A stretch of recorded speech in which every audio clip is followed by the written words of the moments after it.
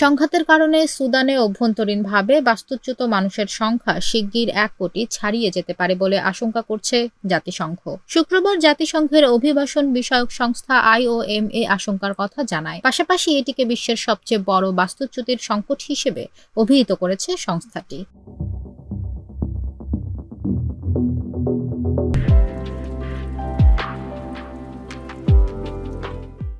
বার্তা সংস্থা রয়টার্স জানায়, ২০২৩ সালের এপ্রিলে রাজধানী খার্তুমে সংঘাতের শুরু হয় এবং দ্রুত তা দেশ জুড়ে ছড়িয়ে পড়ে। এ সপ্তাহে জাতিসংঘের অভিবাসন সংস্থা IOM সুদান জুড়ে প্রায় ৯৯ লাখ অভ্যন্তরীণভাবে বাস্তুচ্যুত লোকের সংখ্যা রেকর্ড করেছে। IOM এর তথ্য অনুসারে যুদ্ধের আগে ২৮ লাখ সুদানি অভ্যন্তরীণভাবে বাস্তুচ্যুত হয়েছে।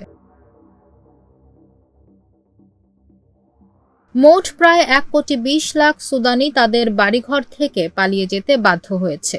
এর মধ্যে ২০ লাখের বেশি মানুষ মিশর, চাঁদ সহ প্রতিবেশী দেশে আশ্রয় নিয়েছে।